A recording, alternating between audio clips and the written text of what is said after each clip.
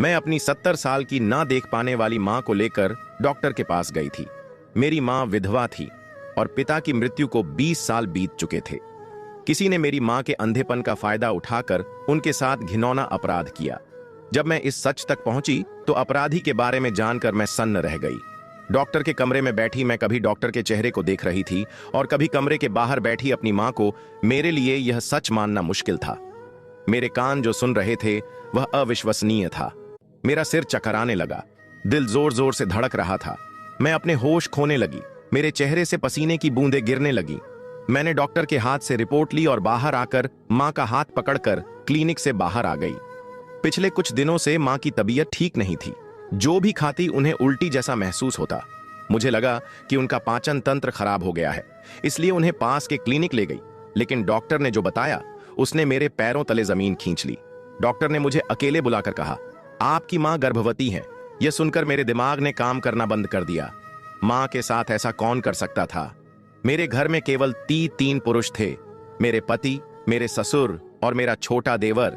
मेरी मां मेरे ससुराल में मेरे साथ रहती थी। उनके पास मेरे अलावा इस दुनिया में कोई नहीं था। पिताजी के गुजरने के बाद उन्होंने मुझे बड़ी मुश्किलों से पाला और मेरी शादी करवाई। मेरे पति ने मेरी मां को घर में रखने की इजाजत दी थी। अब मेरे दिमाग में सिर्फ यही सवाल घूम रहा था, मेरी मां के साथ यह घिनौनी हरकत किसने की? मेरी मां पूरा दिन मेरे साथ रहती थी। जब मैं किचन में काम कर रही होती थी तो वह किचन में रखी टेबल पर बैठ जाती और मुझसे बातें करती रहती।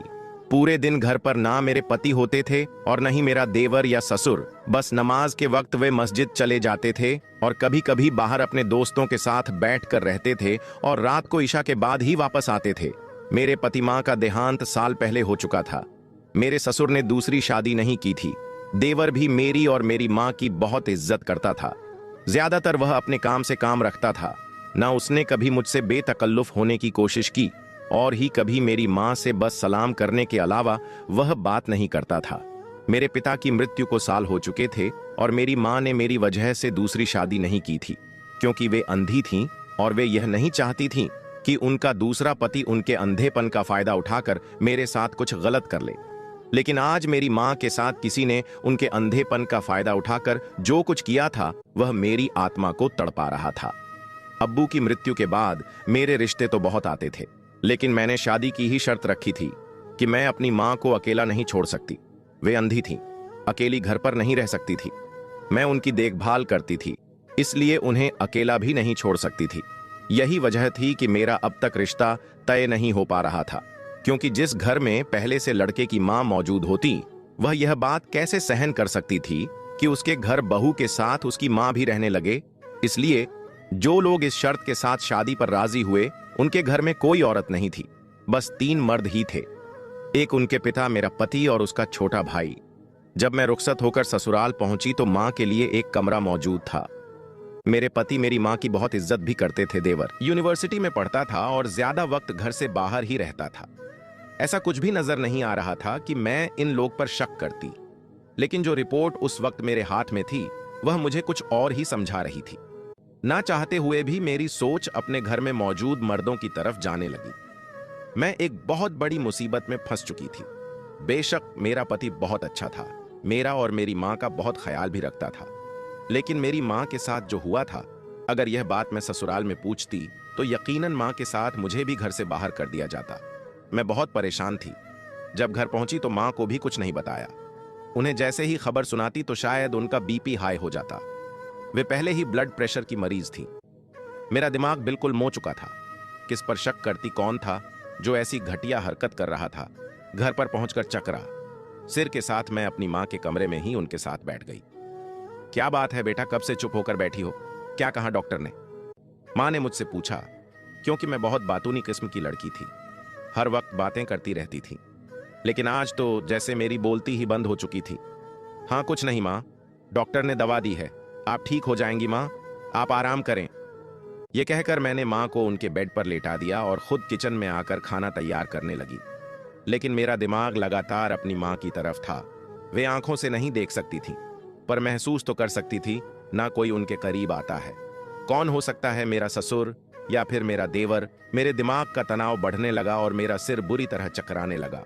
मुझे कोई भी राज सच्चाई नहीं दे रहा था। क्या करूं, किससे बात करूं? पति अपने पिता और भाई के बारे में कभी भी ऐसी बात बर्दाश्त नहीं करेंगे, और मां से कैसे बात करूं? कैसे बताओ उन्हें? फारूक ऑफिस से वापस आए तो मेरे लिए गुलाब के फूल और गजरे लेकर आए, लेकिन मैं मुस्कुरा भी ना सकी।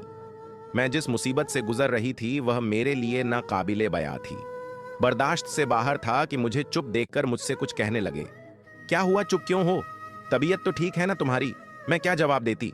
मैंने कहा कि मेरे सिर में दर्द है। कहने लगे, खाना खा लो फिर दवा ले लेना। मैं सोच रहा था कि खाने के बाद लॉन्ग ड्राइव पर जाएंगे, लेकिन तुम्हारी तबीयत ठीक नहीं है, इसलिए तुम आराम करो। खाना खाने के बाद मैं अपने कमरे में आ गई और मम्मी के रिपोर्ट्स अलमारी में छुपा दी। मैं यह जानना चाहती थी कि आखिर मम्मी के कमरे में आता कौन है। रात को जब फारूक कमरे में आए तो मैंने कहा, मम्मी की तबीयत कुछ ठीक नहीं है, मैं उनके साथ सोना चाहती हूं। मेरी बात सुनकर उन्होंने ऐतराज नहीं किया। कहने लगे, इसमें पूछने की क्या बात है, तुम जाओ अपनी मां का ख्याल रखो। फारूक बहुत अच्छे इंसान थे, वह मुझे कभी मेरी मां के मामले में सख्ती नहीं करते थे। मैं मम्मी के साथ जाकर लेट गई। मम्मी सो रही थी, लेकिन नींद में उनकी बड़बड़ाहट सुनकर मेरे तो होश उड़ गए। इसका मतलब कोई रात को मेरी मां के पास आता है। मैं पूरी रात सो नहीं पाई। रात भर कोई कमरे में आया भी नहीं था। सुबह नाश्ते के बाद फारूक और मेरा छोटा देवर घर से चले गए। मेरे ससुर अपने कमरे में चले गए। मैं मम्मी को अपने कमरे में ले आई और उनसे पूछा कि रात को उनके कमरे में कौन आता है।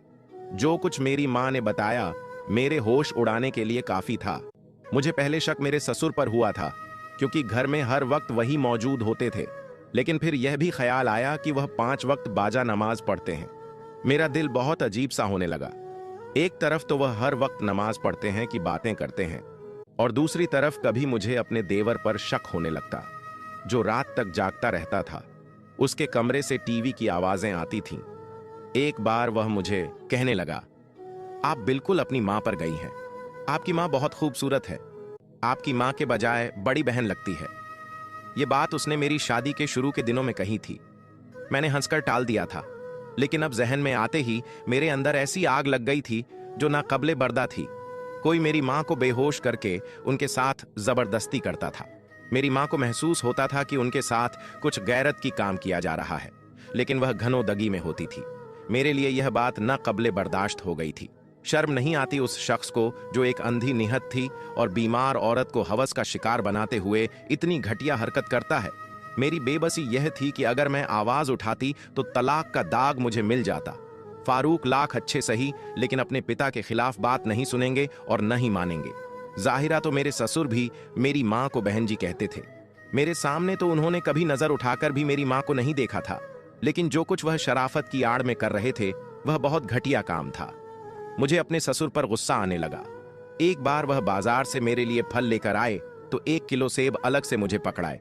कहने लगे, तुम्हारी मां कमजोर होती जा रही है, तुम शायद झिझक की वजह से उनके लिए कुछ मंगवाते नहीं हो, इसलिए यह सबब उन्हें दे देना।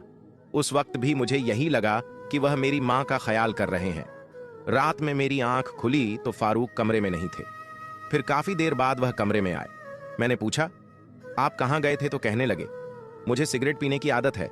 रात जब अब्बा गहरी नींद सो जाते हैं तो फारूक आंगन में जाकर सिगरेट पीते हैं, क्योंकि अगर अब्बा को सिगरेट की बुआ आ जाती है तो वह तुरंत डांटते हैं। मैं मुस्कुराकर कहती कि वह आपके फायदे की ही बात करते हैं, लेकिन जो आम बातें हर घर में होती हैं मुझे वह भी शक्की लगने लगी थी। मेरा दिमाग हर तरफ घूमने लगा था। मुझे किसी भी हालत में मुजरिम तक पहुंचना था। आखिर वह कौन था? मेरा ससुर, मेरा देवर या मेरा पति? यह सोच सोच कर मेरा दिमाग फटने लगा था, क्योंकि इस सब का असर मेरी शादीशुदा जिंदगी पर भी पड़ने वाला था और मुमकिन था कि मेरा घर भी बर्बाद हो जाता। मेरी मां इस उम्र में एक बहुत बड़ी तकलीफ में ला हो चुकी थी, एक ऐसी दर्दनाक स्थिति में जिससे वह अनजान थी। मेरे लिए यह दोहरी तकलीफ थी कि मैं कैसे अपनी मां को यह सब सच बताती जो मैंने डॉक्टर से सुनकर आया था। वह यह सब बर्दाश्त नहीं कर सकती थी। ना बताती तो भी यह बात कब तक छिप सकती थी? मैं बेशक चुप थी, लेकिन अंदर से जिस तकलीफ और दर्द से गुजर रही थी वो मैं ही जानती थी। अब मैं रोज फारूक से बहाना बनाती कि मां की तबीयत ठीक नहीं है, इसलिए उनके पास सोना चाहती हूं। रात भर मुझे उस शख्स का इंतजार रहता जो मेरी मां को तकलीफ देने का कारण बन रहा था। कुछ दिन तो फारूक चुप रहे, लेकिन उसके बाद उन्होंने मुझसे कुछ कहना बंद कर दिया और मुझसे उखड़े उखड़े से रहने लगे। उनकी नजरों में मेरे लिए शक साफ नजर आ रहा था। हमारी शादी को अभी कुछ महीने ही हुए थे। वह मुझसे बहुत प्यार कर दिन भर वह दफ्तर में बिताकर आते तो रात को कुछ वक्त मेरे साथ बिताना चाहते थे। लेकिन मैं खुद जिस मानसिक परेशानी का शिकार थी, मुझे फारूक की इस चाहत का भी एहसास नहीं था। अब तो मैं काम करना भी भूलने लगी थी। रात को फारूक के कपड़े भी इस्त्री करना भूल गई थी। वह पहले ही मुझसे उखड़े हुए थे।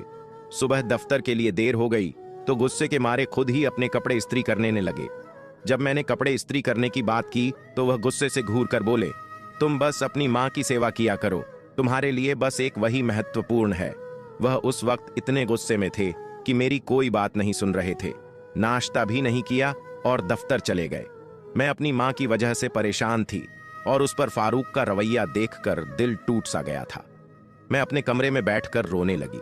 रात को फारूक का मूड बहुत खराब था, इसलिए मैंने माँ के कमरे में जाने की इजाजत ही नहीं मांगी। फारूक से अपनी गलती की माफी पहले ही मांग ली थी, लेकिन वह कहने लगे, माफी मांगकर मुझे शर्मिंदा मत करो, तुम्हें समझना चाहिए पूरे दिन में तुमसे बात करने का भी मौका नहीं मिलता।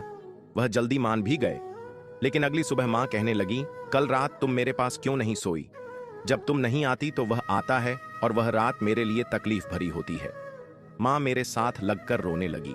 मेरा दिल तो कटकर रह गया था, मेरे आंसू बहने लगे। कौन था जो यह सब कर रहा था ना? मेरा इस शहर में कोई रिश्तेदार था ही कोई अपना, जिस पर मैं भरोसा करके अपनी माँ को छोड़ सकती, और अगर वह देख सकती होती तब भी मैं उनकी रिहाइश का अलग बंदोबस्त कर देती। लेकिन वह एक मजबूर सी औरत थी, उन्हें वॉशरूम भी मैं ही लेकर जाती थी। मैं अब भी इसी उलझन से नहीं निकली थी कि क्या करूं और क्या ना करूं, कि एक बार मुझे माँ के चिल्लाने की आवाज आई।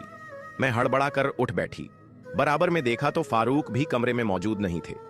मैं उठकर तुरंत बाहर निकली तो मेरा देवर माँ के कमरे में था। माँ चिल्ला रही थी और अंधेपन की वजह से दाएं बाएं हाथ हिला रही थी, जैसे किसी से अपना आप छुड़ाने की कोशिश कर रही हो। माँ कह रही थी, मुझसे दूर रहो।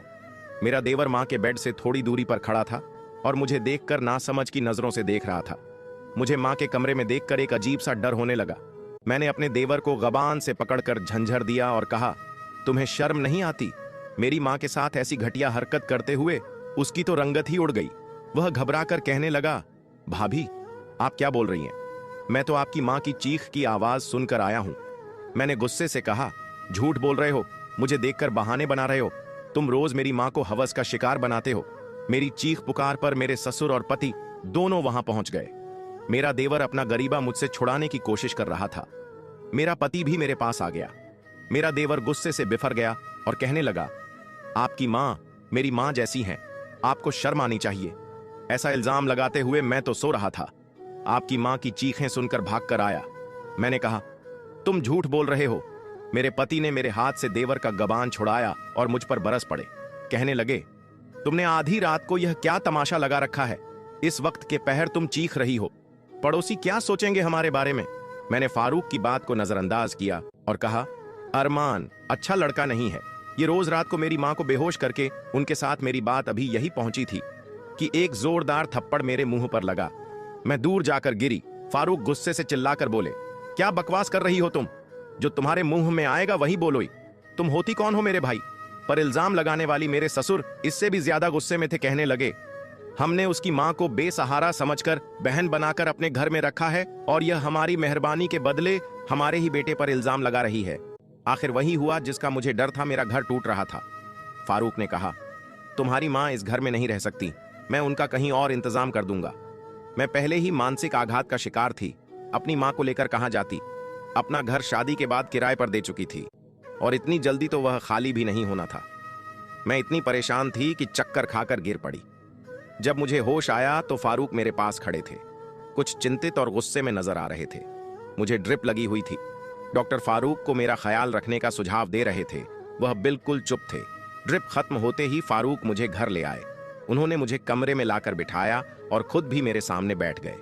फिर कहने लगे, मैंने फारूक से कहा, जो घटिया इल्जाम मैंने अरमान पर लगाया है, अगर गलत है तो आप मुझे इसके लिए सबूत दें। अगर वह बेगुनाह है तो मुझे मानना होगा, लेकिन अगर गुनाहगार आप में से कोई निकला तो आप बताएं कि उसे क्या सजा मिलेगी। फारूक का लहजा नरम हो गया और कहने लगे, अगर गुनाहगार हम में से कोई निकला तो उसे पुलिस के हवाले कर दिया जाएगा। कुछ दिन बाद डीएनए की रिपोर्ट्स मेरे सामने थीं। जब मैंने रिपोर्ट देखी तो मेरे होश उड़ गए। डीएनए के मुताबिक वह तीनों बेगुनाह थे। मैं सोचती कि शायद उन्होंने रिपोर्ट्स गलत बनवाई हो, लेकिन फारूक ने मुझे खुद उस लैब में ले जाकर टेस्ट करवाया था, जो एक मशहूर लैब थी। अब मैं शश और पंग में थी कि आखिर वह कौन है जो यह सब कर रहा है। फारूक ने मेरी मां के कमरे में एक कैमरा लगा दिया। कुछ दिन बाद जैसे ही एक शख्स कमरे में दाखिल हुआ, फारूक ने उसे पकड़ लिया। उसके चेहरे पर नकाब था। जब नकाब उतारा गया तो मैं हैरान रह गई। वह हमारी गली का एक फकीर था। अम्मी के कमरे की खिड़की पिछली गली में खुलती थी। वह फकीर वहां से अंदर आता था। अम्मी को नशीली दवा सूंघा कर्रर उनके साथ जुल्म करता था। फारूक ने तुरंत उसे पुलिस के हवाले कर दिया। मैंने सबसे हाथ जोड़कर माफी मांगी कि साथ जाकर मैंने अपनी मां का डीएनए भी करवाया ताकि कोई शक ना रहे। मैंने सोचा कि हर इंसान बुरा नहीं होता। घर वालों के मशवरे और अम्मी की रजामंदी से मैंने उन्हें अस्पताल ले जाकर वहां उनका गर्भपात करवा दिया, क्योंकि इस मामले में मेरी अम्मी की कोई गलती नहीं थी। वह किसी और के गुनाह का बोझ उठा रही थी और गुनाहगार अब सलाखों के पीछे था। इसके बाद फारूक ने अम्मी के लिए एक नौकरानी का बंदोबस्त कर दिया, जो आज भी उनके साथ रहती है और उनका ख्याल रखती है। लेकिन आज भी जब मैं इस घटना को याद करती हूं तो मेरी जान निकल जाती है कि मेरी बेचारी मां किन हालात से गुजरी। दोस्तों, इसलिए आपसे गुजारिश है कि अगर आपके माता पिता बूढ़े हैं, अंधे हैं या खुद से कुछ नहीं कर सकते, तो उनके कमरे में कैमरा लगाएं और उन पर नजर रखें, ताकि आपको पता चल सके कि वे किसी मुश्किल में तो नहीं हैं। अगर आप घंटे उनके साथ नहीं रह सकते या शादीशुदा हैं, तो इस तरह का इंतजाम बेहतर होगा। उम्मीद करते हैं कि इस घटना से आप लोगों को जरूर कुछ ना कुछ सीखने को मिला होगा। नाजरीन, इस प्यारे से वाकया को आगे भी जरूर शेयर कर दें और हमारी वीडियो को लाइक जरूर कर दें। लाइक करने से यूट्यूब उस वीडियो को और भी लोगों तक पहुंचाता है। ये वाकया अगर अच्छा लगा तो मजीद ऐसे ही वाकयात सुनने के लिए चैनल को जरूर सब्सक्राइब कीजिए। दुआओं में याद रखिएगा। मिलते हैं जल्द ही एक नई वीडियो के साथ। तब तक के लिए अल्लाह नगहबान।